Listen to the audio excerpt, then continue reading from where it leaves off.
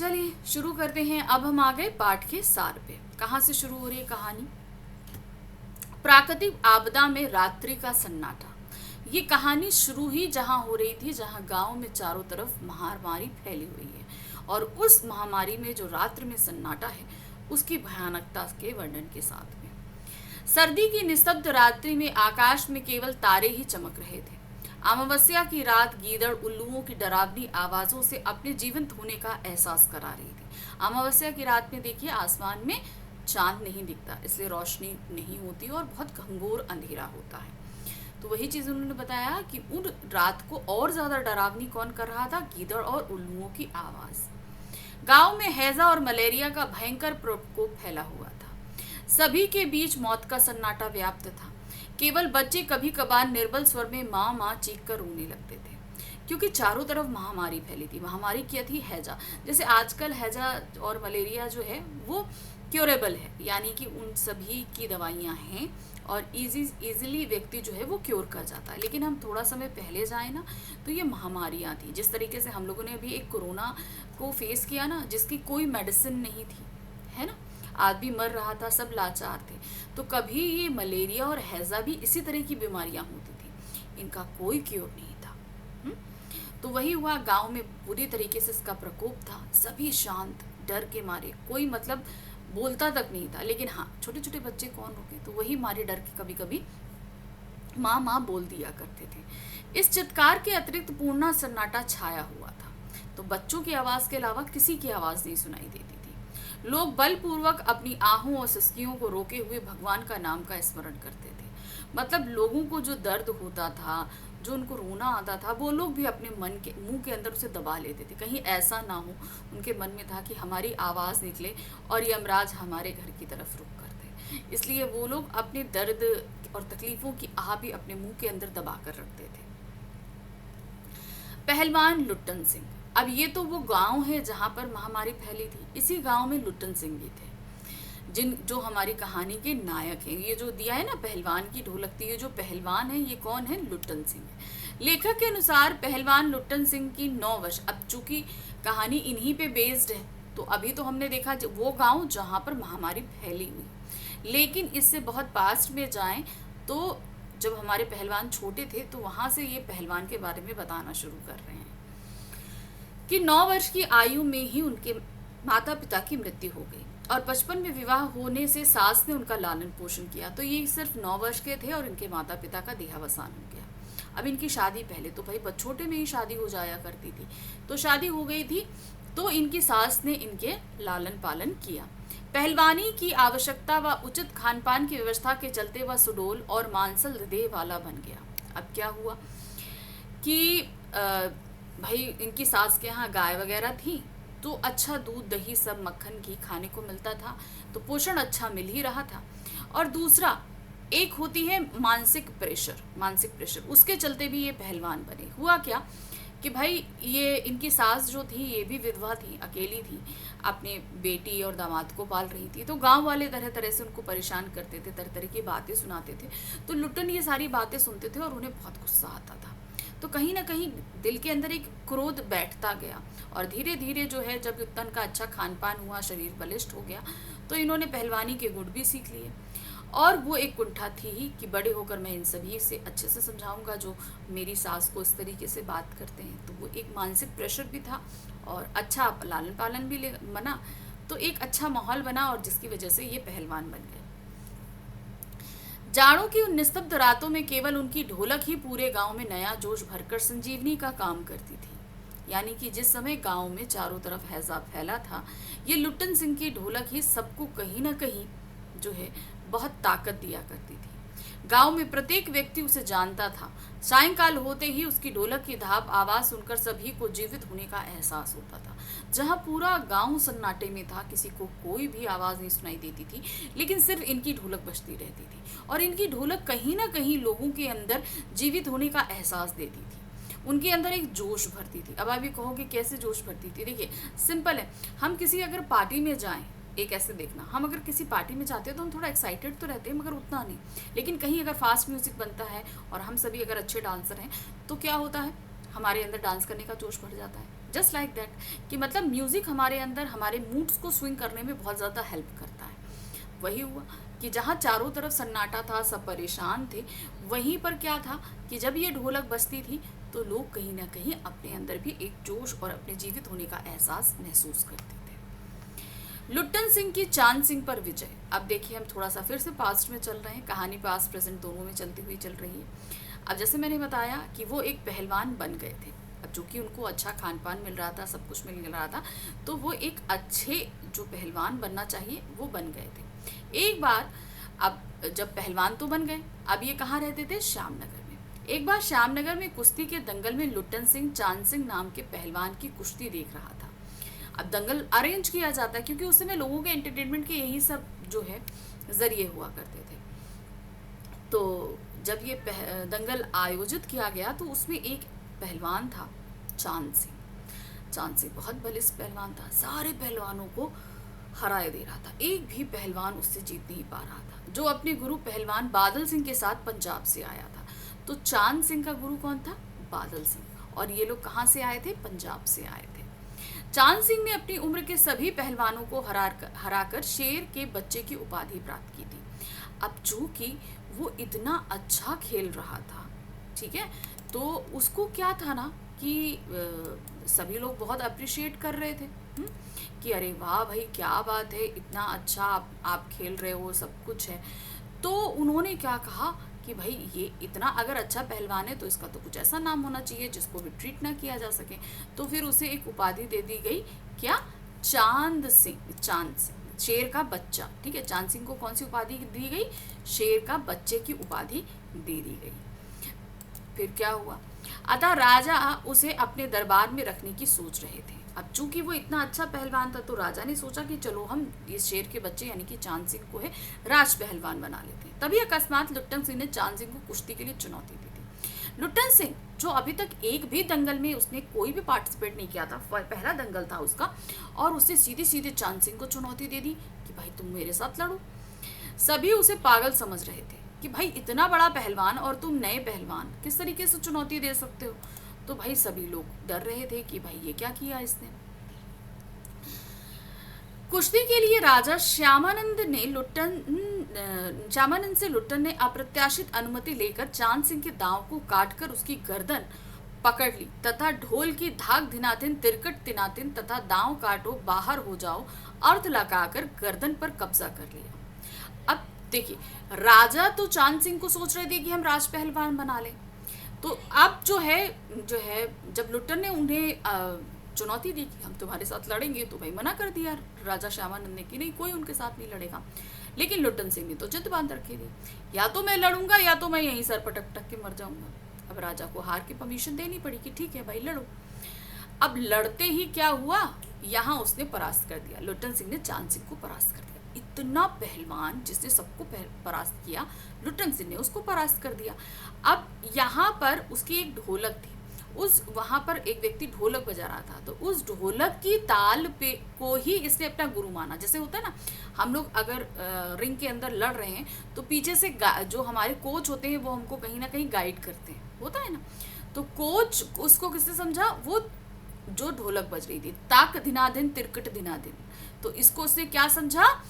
दांव काटो बाहर हो जाओ, दांव काटो बाहर हो जाओ। जैसे थे ना, ताक धिनाधिन तिरकट तिनातिन, दांव काटो बाहर हो जाओ।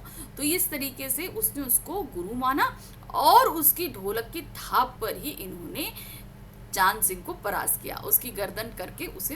अंत में ढोल की आवाज का अर्थ उठा पटकते लगाकर चांद सिंह को जमीन पर पटक दिया।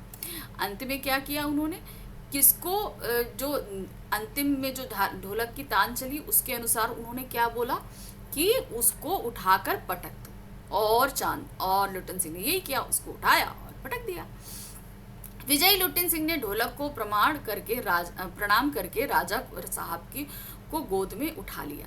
अब जैसे ही उन्होंने चांद सिंह को हराया, ढोलक को प्रणाम किया क्योंकि ढोलक गुरु था उस समय, उसकी धुन के अनुसार ही वो जीत गए थे। और जैसे उसके बाद राजा जी को गोद में उठा लिया। भीड़ राजा श्यामानंद की महावीर जी की जय जयकार कर रही थी। राजा ने प्रसन्न होकर उसको सदा के लिए अपने दरबार में रख लिया। अभी तक राजा श्यामानंद जहां चांद सिंह को जो है वो क्या कहते हैं अपना राज पहलवान बनाने की सोच रहे थे। अब उन्होंने क्या निश्चय किया कि अब वो लुट्टन सिंह पहलवान को अपना राज पहलवान बनाएंगे। अब आते हैं राज दरबार में लुट्टन पहलवान अब पहुंच गए कहाँ, राज दरबार में। राज दरबार में पहलवान के रूप में लुट्टन सिंह को अपना स्थान मिल गया। उसने काला खां पहलवान को हराकर अपनी कीर्ति को दूर दूर तक फैला दिया। फिर उसने एक और पहलवान से लड़ाई करी, वो थी काला खां। वो भी बहुत फेमस पहलवान था। उसको हराकर उनकी ख्याति दूर दूर तक फैल गई कि भाई ये पहलवान बहुत ही ज्यादा अच्छा है। मेले आदि में बच्चों जैसा चश्मा लगाकर वह मदमस्त हाथी की तरह चलता था, तो बचपना उसके अंदर था। राजा जी अब उसको किसी से भी लड़ने की आज्ञा नहीं देते थे, यानी कि अब राज पहलवान से कोई नहीं लड़ेगा, ये फैसला राजा जी ने कर लिया था। लुट्टन के केवल 2 ही पुत्र रह गए थे। मतलब अब लुट्टन भी जब राज पहलवान में बना, उसकी शादी तो पहले ही हो चुकी थी, बचपन में ही हो चुकी थी। फिर उसके 2 पुत्र हुए जो वहीं राज दरबार में पले, क्योंकि उसकी सास व पत्नी का स्वर्गवास हो चुका था। अब सास और पत्नी का स्वर्गवास हो गया, 2 बच्चे बचे थे जो वहीं दरबार में पड़े।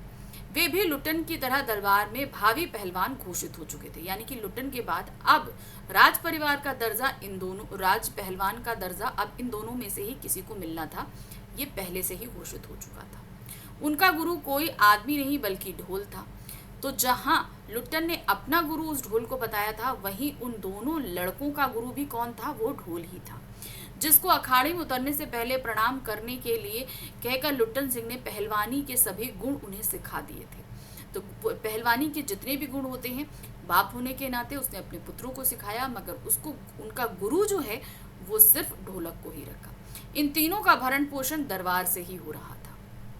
तो दरबार में ही भाई सास मर गई, पत्नी मर गई, तो अब ये 3 जो हैं, एक राज परिवार, उनके दोनों बच्चे, इन सभी का भरण पोषण कहाँ हो रहा था, राज परिवार में ही हो रहा था। सत्ता और शासन का परिवर्तन, सब कुछ अच्छा चल रहा था, दूर दूर तक वो फेमस था, सब कुछ था, अच्छा जीवन था। लेकिन अब क्या हुआ, जो राजा श्यामानंद थे उनकी मृत्यु हो गई। अब गद्दी संभाली उनके पुत्र ने। राजा श्यामानंद की मृत्यु के पश्चात विलायत में रहने वाले राजकुमार ने आकर सत्ता संभाली। राजकुमार को घोड़ों की रेस में दिलचस्पी थी।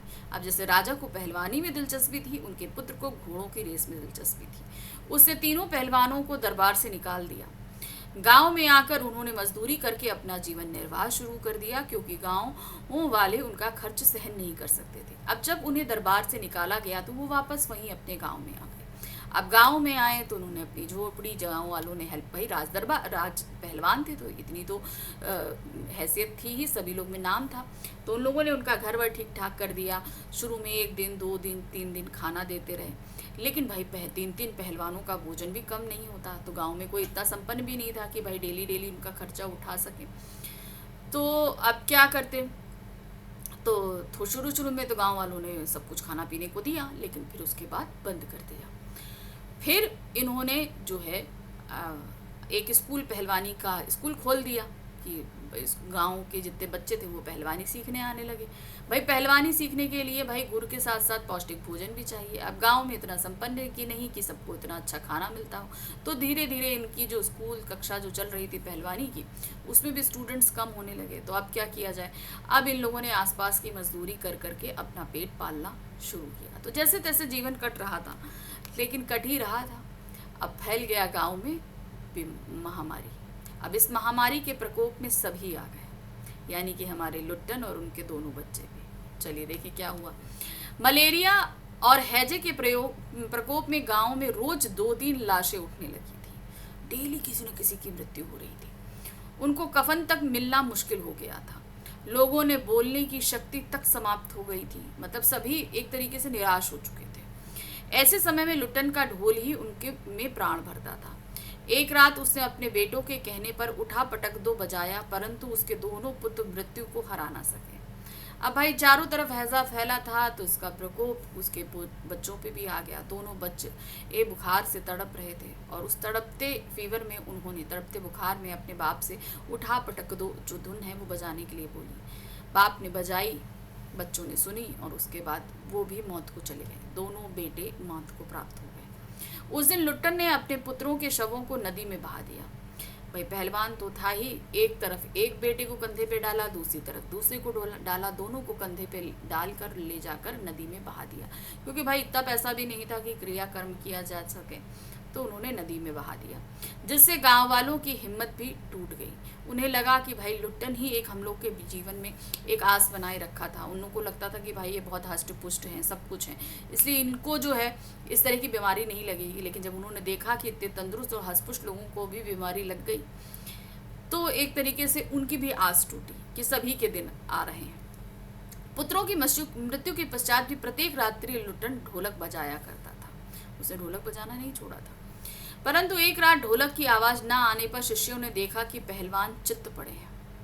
ठीक है, उन्होंने देखा क्या, पहलवान चित्त पड़े हैं, यानी कि उनकी पीठ जो है वो जमीन की तरफ थी, जैसे हम लोग अमूमन लेटते हैं उस तरीके से थे। उनकी मृत्यु हो चुकी थी। उनकी यही अंतिम इच्छा थी कि जब मैं मर जाऊं तो चिता पर मुझे चित्त नहीं पेट के बल सुलाना। अब देखिए क्या होता है कि लुट्टन सिंह कभी किसी से हारे नहीं, यानी कि अपनी होल लाइफ किसी से भी चित्त नहीं हुए। तो चित्त करने का मतलब होता है जब पहलवान जो पहलवानी कुश्ती करते हैं ना, तो उसमें अगर उनको उनकी पीठ ज़मीन पे टच हो जाए तो उसका मतलब वो हार गए।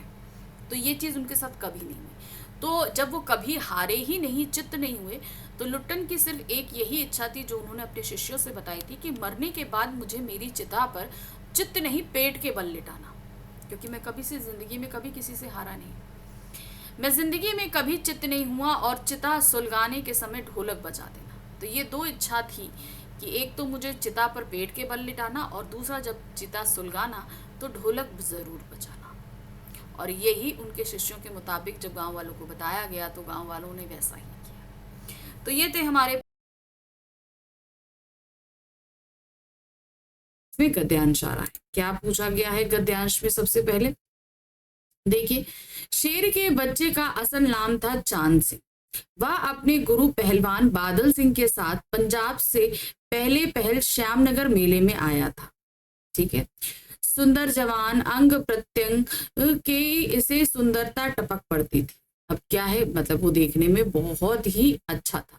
ठीक है, शारीरिक से देखें, शारीरिक तौर पर देखें, यह ऐसे आकर्षक व्यक्तित्व था। तीनों दिन में ही पंजाबी और पठान पहलवानों के गिरोह ने अपनी जोड़ी और उम्र के सभी पट्टों को पछाड़ उसने शेर के बच्चे का टाइटल ले लिया था। तो उस क्षेत्र के नामी गिरामी जितने पहलवान थे उन सभी को उसने पछाड़ दिया, और पछाड़ने के बाद उसे सभी लोगों ने प्रेम से क्या टाइटल दे दिया था? शेर के बच्चे के नाम से। इसीलिए वह दंगल के मैदान में लंगोट लगाकर एक अजीब किलकाली भरकर छोटी दुल्की लगाया करता था। तो क्या करता था भाई, देखिए पहलवानी तो लंगोट पहन के ही होती है, तो लंगोट पहनकर और अजीब सी किलकारी भरता था। कहते ना एक प्राउड वाली जो हंसी होती है वो हंसता था। देसी नौजवान पहलवान उसे लड़ने की कल्पना से ही घबराते थे, यानी कि देसी यानी कि उस एरिया के जितने भी पहलवान थे, उस गांव के जितने पहलवान थे, वो उससे लड़ना नहीं चाहते थे, क्योंकि वो ये समझ चुके थे कि भाई ये बहुत ही ज्यादा जो है वो टफ पहलवान है। इसलिए उनको लगता था कि अरे ऐसा ना हो कि भाई हमें भी पछाड़ दे, इसलिए वो लोग लड़ना ही नहीं चाहते थे। अपनी टाइटल को सत्य प्रमाणित करने के लिए चांद सिंह बीच बीच में दहाड़ता था। अब चूंकि उसे शेर के बच्चे का टाइटल दिया गया था, तो क्या करता था, वो बीच बीच में दहाड़ता था, जिससे क्या लगे कि हाँ सामने वाला टोरा, जैसे शेर दहाड़ता है ना उसी तरीके से, क्योंकि उसको टाइटल ही मिला था शेर का बच्चे का, तो इसी वजह से जो है वो दहाड़ता। देखिए पूरा हमने गद्यांश पढ़ लिया अच्छे से। अब हम करेंगे क्या, अब हम करेंगे इस पर आधारित 5 बहुविकल्पीय प्रश्न। तो पहला प्रश्न देखिए क्या दिया है, शेर के बच्चे के नाम से प्रसिद्ध पहलवान का नाम क्या था? क्या नाम था? चांद सिंह। ठीक है, ये छोटी छोटी चीजें हैं जो आपको याद रखनी पड़ेंगी, तो उसका नाम था चांद सिंह। नेक्स्ट आते हैं, चांद सिंह के गुरु का नाम क्या था? हवा सिंह, बादल सिंह, श्याम सिंह या अभिजीत सिंह? तो उसके गुरु चांद सिंह का जो गुरु थे वो कौन थे? उसका नाम था बादल सिंह। ठीक, नेक्स्ट आते हैं, गद्यांश में आए देशी पहलवान से क्या अभिप्राय है? अब उसमें पूछा गया है कि देशी पहलवान क्या होता है। तो उस प्रांत के, उस क्या कहते हैं, अन्य प्रांतों के, उस प्रांत के गांवों से आए पहलवान या शहरों से आए पहलवान। अब क्या था कि ये उसी गांव की, क्योंकि चांद सिंह जो है वो पंजाब से आया था, तो वो अन्य प्रांत से था, दूसरी जगह से आया था। ये कहा उसी गांव के जो पहलवान थे, श्यामनगर में ये दंगल हो रहा था ना, तो ये उसी गांव की बात है। तो गांव से आए पहलवान जो है वो क्या कहला रहे थे? देसी पहलवान। फिर आते हैं, शेर के बच्चे की उपाधि उसे कैसे प्राप्त हुई थी? किस तरीके से प्राप्त हुई थी? शेर की तरह दहाड़ने से नहीं, वो तो उसको उपाधि मिलने के बाद वो दहाड़ रहा था। अपनी आयु के सभी पहलवानों को हराकर, ये सही है एकदम। अपनी शारीरिक बनावट से, अपने जुझारू स्वभाव, तो सही क्या है? अपनी आयु के सभी पहलवानों को हराकर उसे शेर के बच्चे की उपाधि प्राप्त हुई थी। नेक्स्ट आते हैं, अपने टाइटल की प्रामाणिकता सिद्ध करने के लिए वह क्या करता था? वो बीच बीच में दहाड़ता था। क्या करता था? बीच में शेर की तरह दहाड़ता था। तो क्या है? बीच बीच में शेर की तरह दहाड़ता था। ठीक है, तो यहां पर लगाएंगे नंबर 4। अब इस तरह पहले गद्यांश के 5 प्रश्न हो गए। नेक्स्ट आते हैं नंबर 2 पे। दूसरा गद्यांश, मैंने बताया ना 4 गद्यांश है। दूसरा गद्यांश देखिए, शांत दर्शकों की भीड़ में खलबली मच गई। पागल है पागल, मरा है मरा मरा, वह रे बहादुर। लुट्टन बड़ी सफाई से आक्रमण को संभाल कर निकल कर उठ खड़ा हुआ और पैतरा दिखाने लगा। राजा साहब ने कुश्ती बंद करवाकर लुट्टन को अपने पास बुलवाया और समझाया। अंत में उसकी हिम्मत की प्रशंसा करते हुए 10 रुपए का नोट देकर कहने लगे, जाओ मेला देख कर आओ। अब क्या था कि चांद सिंह से तो उस क्षेत्र के कोई भी पहलवान लड़ने को तैयार नहीं थे। अब क्या हुआ? लुट्टन सिंह ने उसे ललकार लिया। उसने कहा कि भाई मैं लड़ूंगा चांद सिंह से। अब सभी पूरी जनता कहने लगी कि भाई जिस पहलवान को कोई भी नहीं हरा पाया, और लुट्टन सिंह तो अभी एक भी दंगल नहीं खेला है, तो वो क्या है? पागल है, मर जाएगा ये तो अगर चांद सिंह के कब्जे में आ गया। सब उसको बोल रहे थे। फिर राजा साहब, जो श्यामनगर के राजा साहब थे, उन्होंने भी लुट्टन को बुलाया कि नहीं जो है तुम मत लड़ो, ये सही नहीं है, ये लो 10 रुपए और जाओ मेले घूम के आओ। तो एक तरीके से वो दंगल लड़ने से उसको मना कर रहे थे कि तुम ये दंगल मत लड़ो। ठीक है ना? रीजन क्या था कि भाई वो जानते थे, राजा साहब ये जा रहे थे कि चांद सिंह तो बहुत पहलवान है, ये इतना पहलवान नहीं है, तो इसलिए उन्होंने ये चीज कही। अब देखिए क्या है, शांत भीड़ में खलबली क्यों मच गई? चांद सिंह द्वारा लुट्टन सिंह को झपट कर दबोच लेने के कारण, राजा द्वारा कुश्ती ना करने का आदेश देने के कारण, भीड़ में उपद्रवियों के घुस आने के कारण, या उपरोक्त सभी। तो कारण कहता है चांद सिंह द्वारा लुट्टन सिंह को झपट कर दबोच। अब लुट्टन सिंह तो उन्हीं के गांव का पहलवान था और सब लोग ने मना भी किया था कि भाई मत लड़ो, तो चांद सिंह ने जो है लुट्टन सिंह को पकड़ लिया था। इसीलिए जो है भीड़ में खलबली मच गई थी कि भाई आज तो ये मरा, लुट्टन सिंह आज मरा। राजा ने किसे अपने पास बुलाया? किसको बुलाया था? लुट्टन सिंह को बुलाया था। बुलाकर उसे 10 रुपए दिए थे ना, तो सही क्या है? लुट्टन सिंह को बुलाया था। पर वारे बहादुर, पंक्ति में बहादुर शब्द किसके लिए प्रयुक्त हुआ? भाई चांद सिंह तो बहादुर था, इतने लोगों को हटा चुका, लेकिन इतने बहादुर को भी चुनौती देने का काम लुट्टन सिंह ने दिया था, तो इसलिए यहां पर वारे बहादुर लुट्टन सिंह को बोला गया है। तो सही क्या है? लुट्टन सिंह पहलवान को बोला गया। नेक्स्ट आते हैं, राजा द्वारा लुट्टन सिंह को 10 रुपए का नोट देकर मेला देखकर घर आने को कहने के पीछे, घर जाने को कहने के पीछे क्या रीजन था? राजा साहब चाहते थे कि भाई ये कुश्ती ना लड़े, ये चाहते थे। तो सही क्या है? कुश्ती लड़ने के लिए तैयार करना, कुश्ती लड़ने से मना करना, कुश्ती की प्रतियोगिता हार जाना, कुश्ती की प्रतियोगिता जीत जाना। तो यहाँ 10 रुपए देने का पीछे का सीधा सीधा मतलब था कुश्ती लड़ने से मना करना, क्योंकि वो ये सोच रहे थे कि अगर हम जोर जबरदस्ती से करने की कोशिश करेंगे तो शायद ये ना माने, तो इसलिए उन्होंने उसे बहलाने की कोशिश करी। ठीक, चलिए प्रश्न संख्या 5 आते हैं, राजा साहब ने लुट्टन सिंह की प्रशंसा क्यों? चलिए देखें, क्योंकि उसे चांद सिंह की कुश्ती को चुनौती दिया था। भाई इतना बड़ा पहलवान जो इतने सारे पहलवानों को हरा चुका, उस पहलवान को चुनौती किसने दी? लुट्टन सिंह ने। बिल्कुल सही है, क्योंकि उसने गांव के लोगों की सहायता की, क्योंकि उसने अपने परिवार को संभाला था, क्योंकि उसने कुश्ती के लिए संघर्ष किया था। तो सही क्या था? क्योंकि उसने चांद सिंह को कुश्ती की चुनौती दी थी, इसीलिए राजा साहब ने उसकी प्रशंसा की थी। चलिए नेक्स्ट गद्यांश आ गए हम गद्यांश संख्या 3 पर। दोनों ही लड़के राज दरबार के भावी पहलवान घोषित हो चुके थे। अब ये किसकी बात हो रही है? लुट्टन सिंह के दोनों बेटों की। भाई लुट्टन सिंह तो राज पहलवान बन चुके थे, फिर इनके 2 बेटे हुए, वो भी लड़ने में एकदम लुट्टन सिंह जैसे थे। तो एक तरीके से उनके दोनों बेटों को राज दरबार का पहलवान घोषित कर दिया गया था। अतः दोनों का भरण पोषण दरबार से ही हो रहा था। चूंकि राजमहल में रहते थे तो लुट्टन सिंह के दोनों बेटे, क्योंकि उनकी सास और पत्नी का देहावसान हो चुका था। प्रतिदिन प्रातः काल पहलवान स्वयं ढोलक बजा बजाकर दोनों को कसरत करवाता, ढोलक बजाता और कसरत करवाता। दोपहर में लेटे लेटे दोनों को सांसारिक ज्ञान की भी शिक्षा देता कि भाई संसार में रहने करने की क्या तरीके होते हैं, इनकी शिक्षा देता था। समझे, ढोलक की आवाज पर पूरा ध्यान देना। हाँ, मेरा गुरु कोई पहलवान नहीं, यह ढोल ही है। समझे, अब वो समझाता था कि किस तरीके से मैंने इस ढोल की ताल को अपना गुरु माना और इसी से सारे दांव पेच सके, तो तुम भी इसको गुरु मान। ये चीज उन्होंने बताई थी। ढोल की आवाज के प्रताप से ही मैं पहलवान हुआ।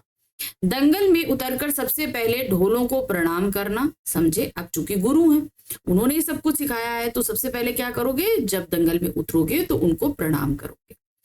ऐसी बहुत सारी बातें वह कहा करता था। फिर मालिक को कैसे खुश रखा जाता है, कब कैसे व्यवहार करना है आदि की शिक्षा भी वह नित्य दिन दिया करता था। तो अब चूंकि भाई अपने बेटों को सारी चीजें, पहलवानी की शिक्षा, संसार में कैसे रहना है, क्या करना है, मालिक को खुश करना है, तो ये सारी बातें वो अपने बच्चों को समझाया करता था और पहलवानी के दांव पेच भी सिखाया करता था।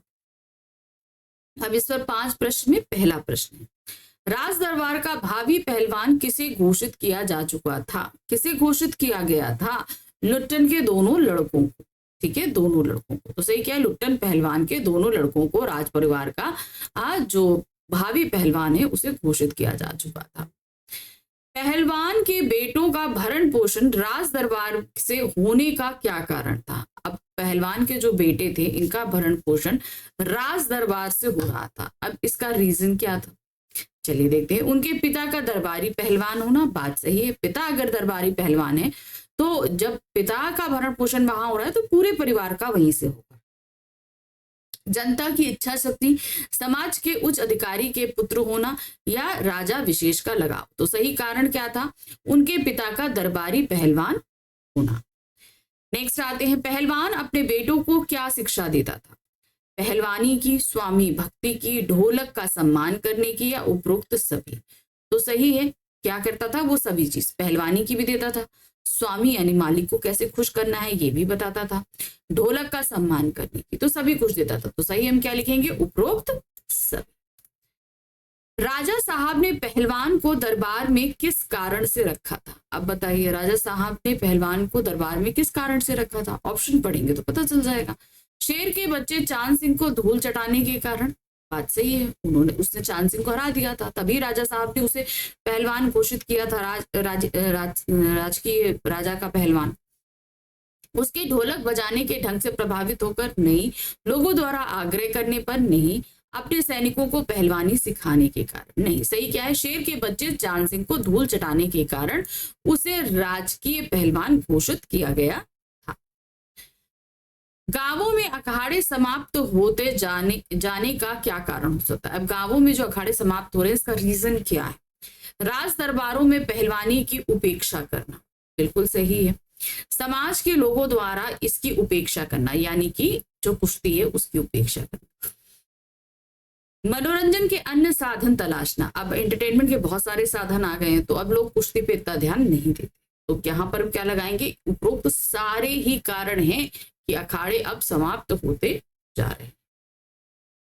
चलिए अब हम आ गए चौथे गद्यांश। यहाँ क्या दिया गया है, फिर से ध्यान से पढ़ेंगे। रात्रि की विभीषिका को सिर्फ पहलवान की ढोलक ही ललकार कर चुनौती देती रहती थी। अब क्या था, जब लुट्टन सिंह को राजकीय पहलवान के पद से हटा दिया गया राजा की मृत्यु के बाद, तो वो वापस अपने गांव आ गया, गांव में रहने लगा। फिर गांव में जो है वो हैजा फैल गया, हैजा मलेरिया फैल गया, बीमारी फैल गई, तो बहुत सारे लोग डेली मरते थे। तो इस तरीके से कहीं ना कहीं रात्रि जो है वो एकदम सन्नाटे में बीतती थी। तो उस सन्नाटे के डर को हटाने के लिए जो और लोगों में हिम्मत भरने के लिए पहलवान यानी कि लुट्टन पहलवान सारी रात ढोलक बजाया करता था। और वो ढोलक ही क्या है, वो लोगों के अंदर एक जो है जीने की शक्ति को भर देती थी। तो ये वही हो रही है कि रात की विभीषिका, क्योंकि कहते हैं कि रात में सब सन्नाटा हो जाता था, सियार वगैरह बोलते थे, तो लोगों को कहीं ना कहीं बहुत डर लगता था। तो वो जब ढोलक बजती थी तो कहीं लगता था कि जो है पहलवान की ढोलक मौत को चुनौती दे रही। पहलवान संध्या से सुबह तक चाहे जिस ख्याल से ढोलक बजाता, यानी कि शाम हुई नहीं तब से ढोलक बजाना शुरू करता था और सुबह तक बजाता रहता था। किंतु गांव के अर्धमत्र औषधि उपचार और पथ्य विहीन प्राणियों में यह संजीवनी शक्ति ही भरती थी। तो कहने का मतलब क्या, अर्धमत्र यानी कि आधे मरे हुए, वो लोग जो बीमार रहते थे, औषधि उपचार यानी कि औषधि दवाइयों का चीज उनका उपचार चल रहा था, पथ्य विहीन यानी कि लोगों को समझ में नहीं आ रहा था कि भाई इतनी बीमारी फैली है, हम क्या करें, हमें रास्ता ही नहीं सूझ रहा, तो क्या उनके ये पथ्य विहीन प्राणियों में वो क्या करता था, जीने की शक्ति, एक हिम्मत लोगों के अंदर भरती थी वो ढोलक। बूढ़े बच्चे जवानों की शक्तिहीन आंखों के आगे दंगल का दृश्य नाचने लगता था। जब ये ढोलक बजती थी तो दंगल में जिस तरीके से जोश होता है ना, तो लोगों के अंदर वो कहीं ना कहीं वो जोश आ जाता था।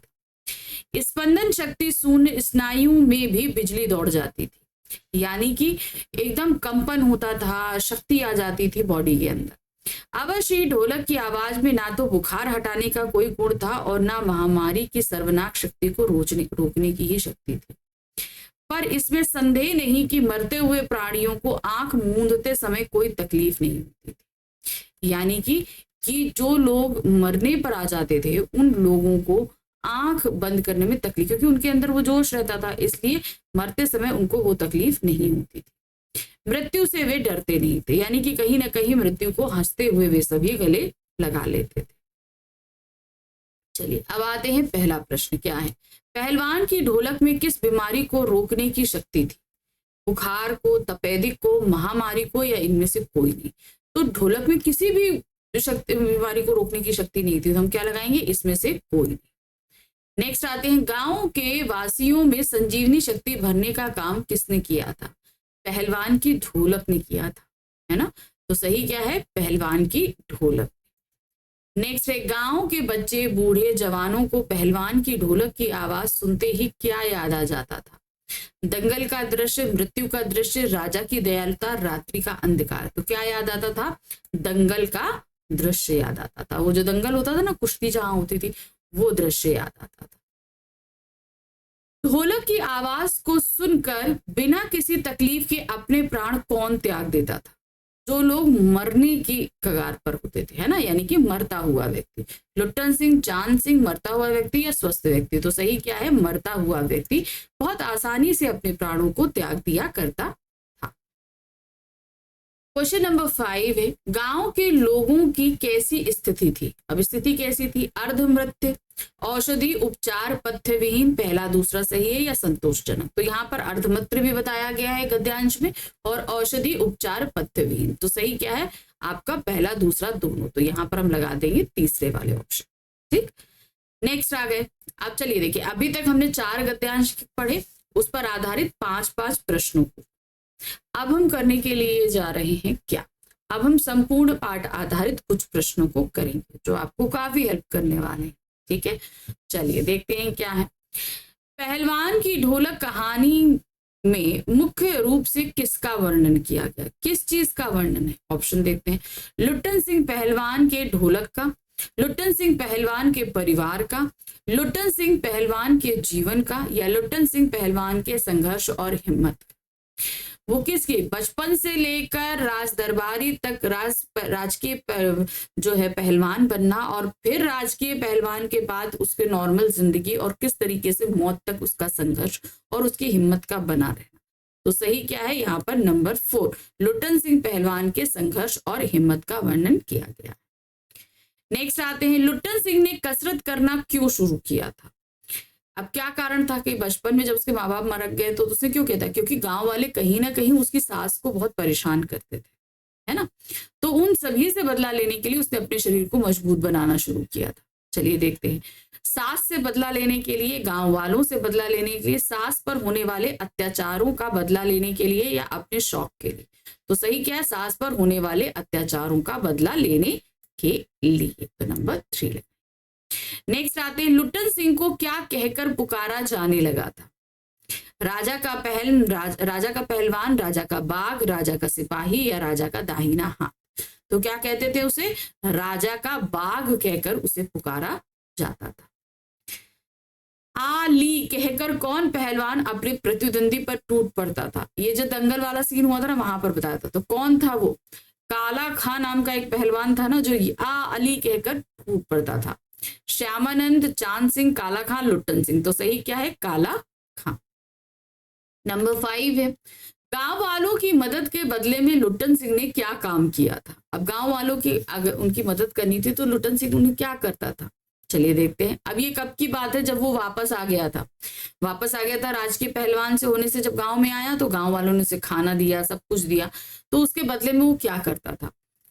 गांव के नौजवानों को कसरत सिखाने का काम, गांव के नौजवानों को ढोलक बजाना सिखाने का काम, गांव के नौजवानों को कुश्ती सिखाने का काम, या गांव के नौजवानों को मजदूरी सिखाने का काम। तो सही क्या करता था? वो कुश्ती सिखाता था। तो सही क्या है? गांव के नौजवानों को कुश्ती सिखाने का काम किया करता था। अब आते हैं नंबर 6 पे। क्या दिया गया है? बेटे की मृत्यु के कितने दिन बाद लुट्टन सिंह की मृत्यु हुई? तो महामारी में लुट्टन सिंह के दोनों बेटे मर गए थे, और उसके कुछ दिन बाद लुट्टन सिंह मर गया था। तो इन दोनों बेटों की मौत के और लुट्टन सिंह की मौत के बीच कितने दिन का फर्क था? 5 से 6 दिन, 4 से 5 दिन, 3 से 4 दिन, या 6 से 8 दिन? तो सही क्या है? 4 से 5 दिन का फर्क था। बेटों की मृत्यु के 4 से 5 दिन बाद लुट्टन सिंह भी मृत्यु को प्राप्त हो गया था। लुट्टन सिंह ने अपनी अंतिम इच्छा क्या बताई थी? अब क्या था? लुट्टन सिंह पूरा जीवन किसी से नहीं हारा था। जितने भी उसने दंगल किए उसमें हमेशा वो जीता था। तो एक तरीके से वो चित्त नहीं हुआ था। चित्त तो पहलवानी में चित्त होने का तात्पर्य होता है कि जो पहलवान है उसकी पीठ जो है वो छू जानी चाहिए जमीन में। तो ऐसा कुछ हुआ ही नहीं। तो इसीलिए जब वो मरा तो उससे पहले अपने सभी शिष्यों से कह गया था कि जब मुझे जलाना, यानी कि जब मेरा दाह संस्कार किया जाएगा तो मुझे पीठ के बल नहीं निकालना, क्योंकि मैं पूरा जिंदगी कभी किसी से हारा नहीं, चित नहीं किया किसी ने मुझे, तो मैं चित मरूंगा भी नहीं। तो उसको पेट के बल लिटाया जाए और उसके मरने पर जब उसका अग्नि उसको दे दी जाए तो ढोलक बजाई जाए, ये उसने कामना की थी। तो ऑप्शन देखते हैं, पीठ के बल सुलाने और अग्नि देते समय ढोलक बजाने की नहीं, पीठ के बल लिटाने के लिए उसने मना किया था। पेट के बल सुलाने और अग्नि देते समय ढोलक ना बजाने की नहीं, ढोलक बजाने के लिए उसने बोला था।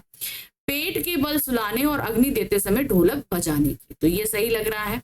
नेक्स्ट भी पढ़ लेते हैं। पीठ के बल सुलाने, पीठ के बल तो सुलाने के लिए उसने मना ही किया था। तो सही है आपका थर्ड ऑप्शन। देसी नौजवान पहलवान चांद सिंह से लड़ने की कल्पना से भी घर पर आते थे। क्यों? वह देखने में ही खूंखार लगता था। कौन? चांद सिंह। 3 दिन में ही उसने सभी पहलवानों को पछाड़ दिया था। वह राजा जी का चाहता बन गया था। वह राज पहलवान घोषित हो चुका था। तो क्यों देसी पहलवान? क्योंकि उसने 3 दिन के अंदर सभी पहलवानों को हरा दिया था। तो सही क्या? 3 दिन में ही सभी पहलवानों को पछाड़ दिया था, इसीलिए देसी पहलवान उससे जो है कुश्ती लड़ने की कल्पना भी नहीं कर रहे थे। नए राजकुमार द्वारा लुट्टन सिंह को राज दरबार से निकाल देने का क्या कारण था?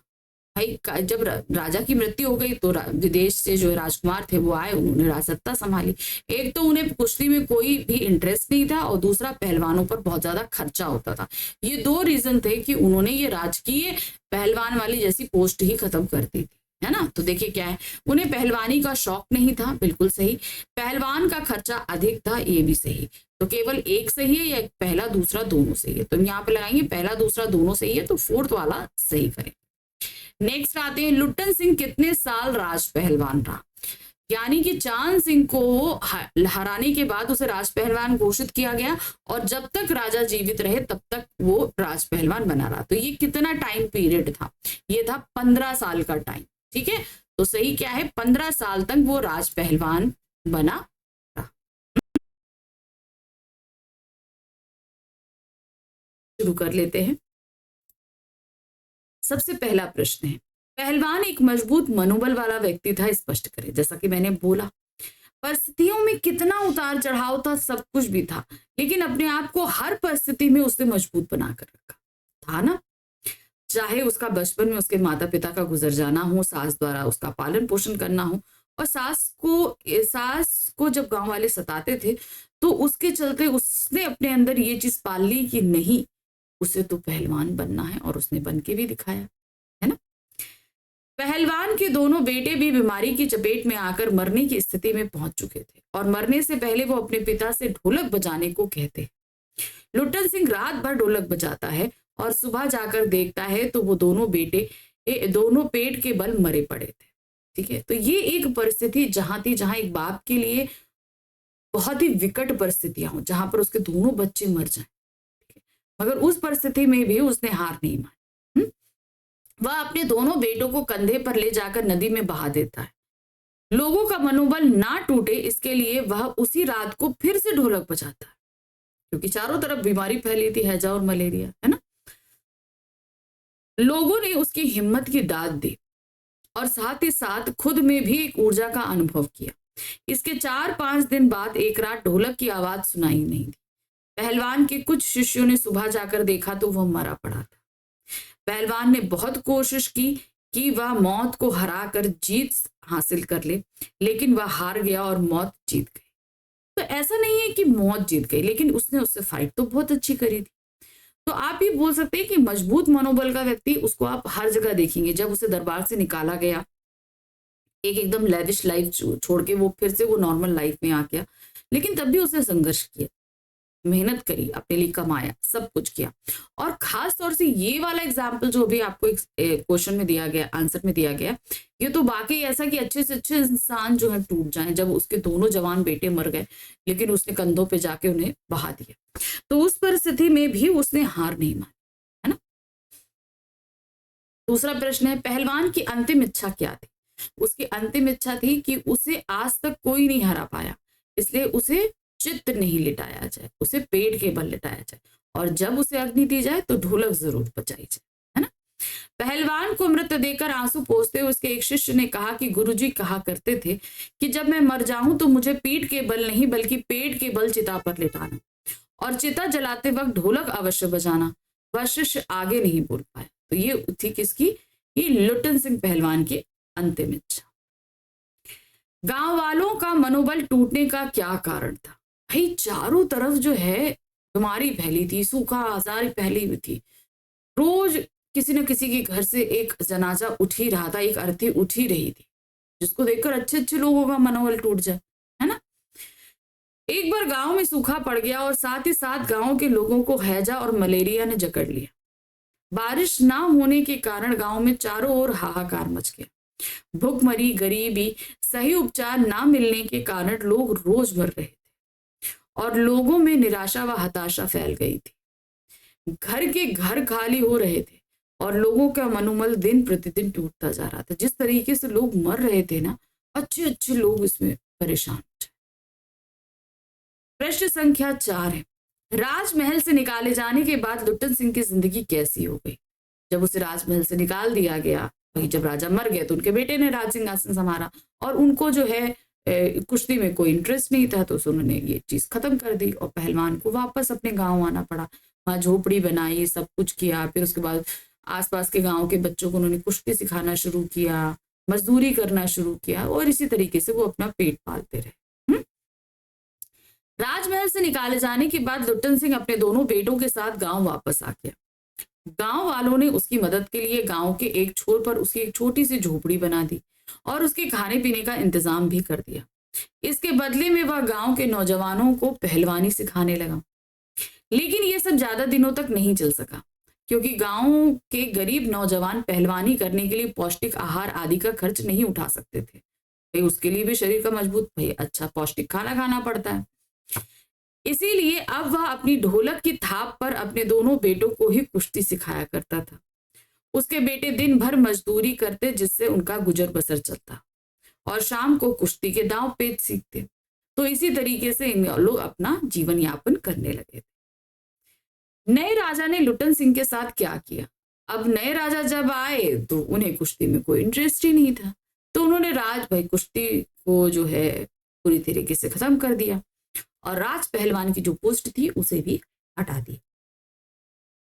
लुट्टन सिंह की जिंदगी ठीक ठाक चल रही थी, लेकिन 15 साल बाद अचानक एक दिन वृद्ध राजा की मृत्यु हो गई, जिसके बाद लुट्टन की जिंदगी में एक मोड़ आया। राजा की मृत्यु के बाद उसके बेटे ने राज्य का भार संभाल लिया। नए राजा ने कुश्ती में बिल्कुल दिलचस्पी नहीं थी, और लुट्टन सिंह पर होने वाला खर्चा सुनकर वह हक्का बक्का रह गया था। अतः उसने लुट्टन सिंह को राज दरबार से निकाल दिया कि भाई इतना खर्चा क्यों किया जाए, तो उसने वो पद ही खत्म कर दिया था। राजा का संरक्षण मिलने के बाद लुट्टन सिंह के जीवन में क्या परिवर्तन आया? भाई लुट्टन सिंह ने याद है कुश्ती में चांद सिंह के साथ मुकाबला किया और वो जीत गया था, तो उसे राज पहलवान घोषित कर दिया गया। अब वो राजमहल में रहने लगा, आराम से सब कुछ मिलता, खाना पीना सब कुछ। उसके 2 बेटे थे, वो दोनों बेटे भी वहीं पर पले बड़े। राजा का संरक्षण मिलने के बाद लुट्टन सिंह को अच्छा खाना व कसरत करने की सभी सुविधाएं मिलने लगी। बाद में काले खां जैसे कई प्रसिद्ध पहलवानों को हराकर वो लगभग 15 वर्षों तक अजय रहा। 15 वर्ष तक वो शाही पहलवान बना रहा।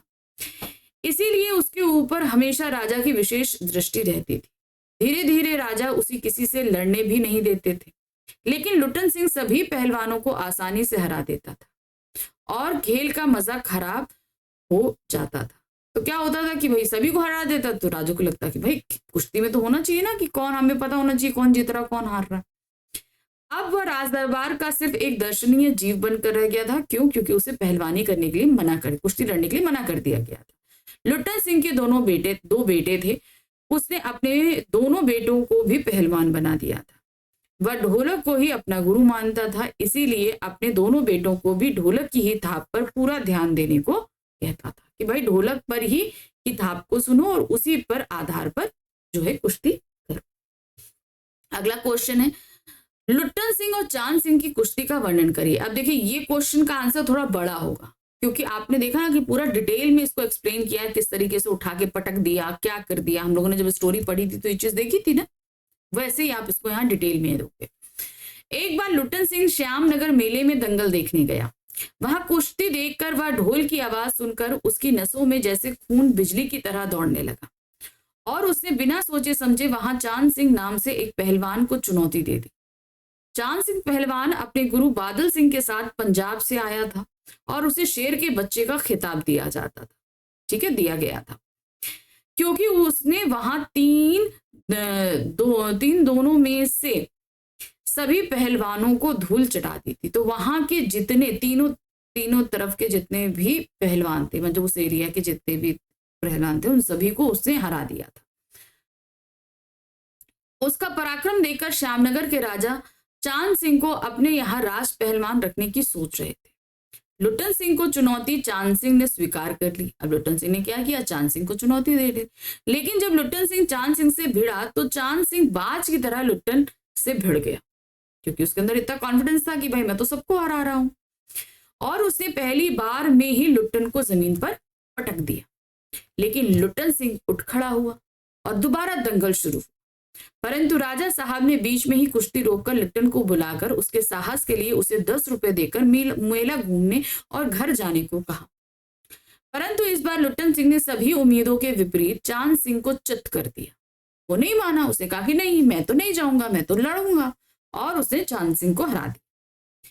उसने इस पूरी कुश्ती में ढोल को अपना गुरु मानते हुए उसके शुरू के हिसाब से दांव पेश लगाया और कुश्ती जीत ली। जीत की खुशी में उसने राजा जी को उठा लिया और राजा ने भी प्रसन्न होकर कहा हाँ कि उसने बाहर से आए पहलवान को हराकर अपनी मिट्टी की लाज रख दी, और उन्होंने उसे राज पहलवान बना दिया। तो उसी कुश्ती में क्या हुआ था, लुट्टन सिंह पूरी तरीके से उसकी जिंदगी बदल गई थी। प्रश्न संख्या 8 है, लुट्टन सिंह पहलवान के बारे में पाठ में क्या बताया गया है? अब लुट्टन सिंह जब पहलवान बन गए थे, ठीक है, ये तब से पूछा गया है, क्या बताया गया था? जब वो पहलवान बन गए तो भाई वो कहते कि भाई मैं तो होल इंडिया में प्रसिद्ध हूँ, होल इंडिया उनका स्टेट था, बस ज्यादा नहीं, उनका जिला जितना था। लुट्टन सिंह पहलवान को होल इंडिया जानता था, लेकिन लेखक के अनुसार उसका होल इंडिया उसके जिले तक ही सीमित होगा, क्योंकि उसे उसके जिले के अधिकतर लोग जानते थे। लुट्टन सिंह जब 9 साल का था तब उसके माता पिता का देहांत हो चुका था। सौभाग्य से उसकी शादी पहले ही हो गई थी, पहले छोटे में शादी हो जाया करती थी, वरना उम्र छोटी होने के कारण वह भी शायद अपने माता पिता की तरह मृत्यु को प्राप्त हो जाता। उसकी विधवा सास ने ही उसको पाल पोस कर बड़ा किया। वह बचपन में गाय चराता, खूब दूध दही खाता और कसरत करता। उसे यह देखकर बिल्कुल भी अच्छा नहीं लगता कि गांव के लोग उसकी सास को परेशान करते। इसीलिए उसे गांव के लोगों से बदला लेने के लिए ही पहलवान बनने की ठानी कि भाई इतना परेशान करते, अब तो मैं इनसे बदला लूंगा। तो उसने अपने आप को बलिष्ठ बनने की कोशिश शुरू कर दी और युवावस्था तक आते आते वह अच्छा खासा पहलवान बन गया। उसने कुश्ती के दांव पेच भी सीख ली। प्रश्न संख्या 9 है, पहलवान की ढोलक क्या काम करती थी? वो पहलवान को गुरु की तरह प्रेरणा देती थी, लड़ने के लिए, पहलवान को हराने के लिए प्रेरणा देती थी। रात की खामोशी को सिर्फ लुट्टन सिंह पहलवान की ढोलक ही तोड़ती थी। पहलवान की ढोलक संध्या काल से लेकर प्रातः काल तक लगातार एक ही गति में बजती थी। ठीक है, देखिए मैंने जो बताया वो क्या था, वो एक गुरु की तरह थी।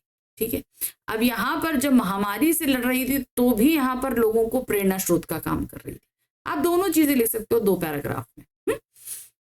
और गांव में फैली महामारी से होने वाली मौतों को चुनौती देती रहती थी। ढोलक की आवाज निराश, हताश और कमजोर और अपनों को खो चुके लोगों को संजीवनी भरने का काम करती थी। जो लोग बहुत ही ज्यादा दुखी हो चुके थे, जिनके बहुत सारे लोग मर चुके थे, कोई बीमार था, तो उनसे एक तरीके से लड़ने की ताकत देती थी। प्रश्न संख्या 10, रात की खामोशी में गांव में कौन सी आवाजें सुनाई पड़ती थी? तो क्या होता था, रात अंधेरी, सियार और उल्लुओं की आवाजें आए, बीच बीच में बीमारी से तड़पते किसी के रोने की, किसी की उल्टी करने की, किसी के कराहने की आवाजें आती थी। रात की खामोशी में सिर्फ सियारों और उल्लुओं की आवाज ही सुनाई देती थी।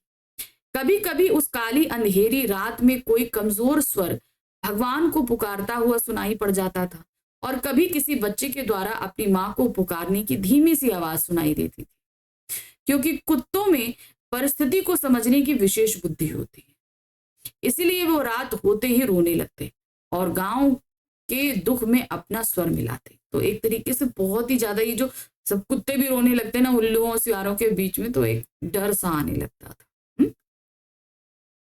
पहलवान की ढोलक की उठती गिरती आवाज से दम तोड़ रहे ग्रामवासियों में संजीवनी का संचार कैसे करती थी? अब चारों तरफ निराशा है, हताशा है, सबको तकलीफ है और उसके बीच में बजती थी पहलवान की ढोलक, जो कहीं ना कहीं सबको खामोशी के साथ, मतलब सिर्फ ढोलक की आवाज जो है उन लोगों के अंदर एक कहीं ना कहीं थोड़ी सी ताकत भर दिया करती। पहलवान की ढोलक ग्रामीणों को एक आंतरिक शक्ति देती है।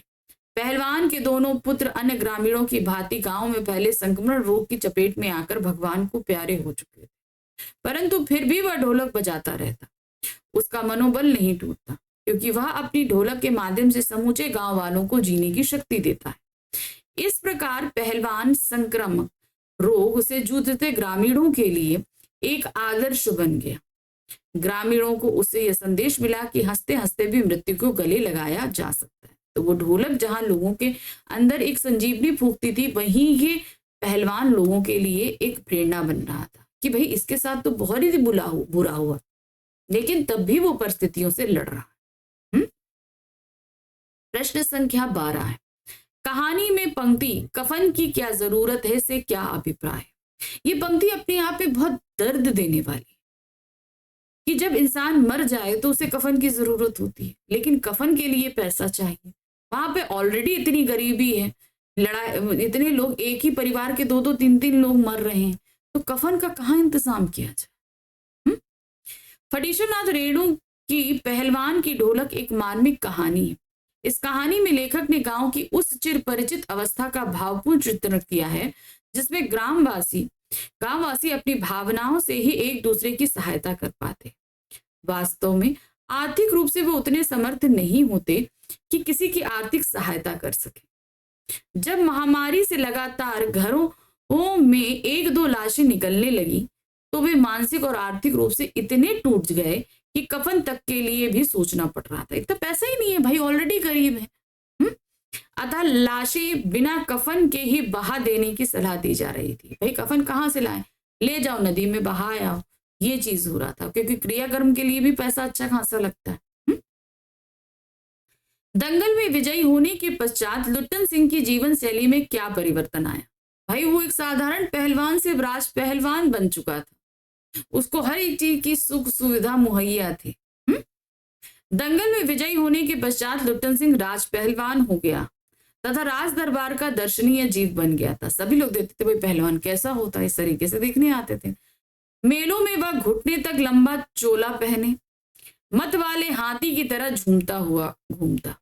दुकानदार उससे चुहलबाजी करते रहते क्योंकि उसका दिमाग तो एकदम बच्चों की तरह था, शरीर भले पहलवान की तरह हो, उसकी बुद्धि बच्चों जैसी थी। सीटी बजाता, आंखों पर रंगीन चश्मा लगाए खिलौनों से खेलता हुआ राज दरबार में आता। राजा साहब उसका बहुत ध्यान रखते थे और अब किसी को भी उससे लड़ने की आज्ञा नहीं देते थे। ठीक है, तो इस तरीके से वो राजा जी का क्या कहते हैं छत्र छाया में आकर उसके जीवन में पूरी तरीके से परिवर्तन हो चुका था। प्रश्न संख्या 14 है, ढोलक की आवाज अपने गुण और शक्ति की दृष्टि से कहीं कम प्रभावकारी और कहीं अधिक, ऐसा क्यों होता था? लुट्टन की ढोलक गांव वालों में असीमित उत्साह और संचार कर देती थी। अब चारों तरफ जब बीमारी फैली है तो लोगों के अंदर एक संचार भी होता था। इस असीम उत्साह के बल पर विषम से विषम परिस्थितियों में भी वे लड़ सकते थे, परंतु मलेरिया या हैजे जैसी किसी भी महामारी को ढोलक की थाप अपनी बुलंद आवाज से समाप्त नहीं कर सकती थी। वो हमें मानसिक रूप से तो जो है सुदृढ़ बना सकती है, लेकिन इतनी भयंकर बीमारियों को नहीं समाप्त कर सकती थी, है कि नहीं? वह इस समस्या को समाप्त ना कर केवल उनसे लड़ने की शक्ति प्रदान करती थी। वो इन बीमारियों को नहीं समाप्त कर, हमको हमारे अंदर शक्ति जरूर भरती थी कि इन बीमारियों से आप लड़ सकते हैं। रात्रि के सन्नाटे को जब सियारों और उल्लुओं की आवाजें भंग नहीं कर पाती, तब गांव में संजीवनी शक्ति कौन भर देता था? वो होती थी पहलवान की ढोलक। ठीक है ना, वो बजती थी सारी रात। भीषणताओं से भरी हुई रात्रि को केवल पहलवान लुट्टन सिंह की ढोलक ही ताल ठोक कर ललकारती थी। संध्या में सारी रात पौ फटने तक उसकी ढोलक लगातार एक सरस स्वर में बजती थी। सारी रात और सुबह होने तक लगातार बजती रहती थी। उस ढोलक की आवाज उस निस्तब्ध रात्रि में मृत गांव के सभी वासियों में संजीवनी की शक्ति भर देती थी, उनके अंदर एक मनोबल बढ़ाने का काम करती थी। तो ये थे हमारे पहलवान, जिनकी ढोलक के साथ हम लोगों ने आज कुछ क्वेश्चंस को देखा और समझा और पढ़ा। ठीक है, तो चलिए अब मिलेंगे अपने नेक्स्ट चैप्टर, जहां पर हम देखेंगे एक फूल, जिसके माध्यम से हमारे लेखक ने बहुत सारी चीजों को समझाने की कोशिश करी। वैसे तो हम समझ चुके हैं, लेकिन क्वेश्चन किस तरीके से आएंगे ये जानना भी जरूरी है ना? तो चलिए मिलते हैं हम अगले अध्याय के साथ, लेकिन तब तक आपको एक छोटा सा काम देकर जा रहे हैं।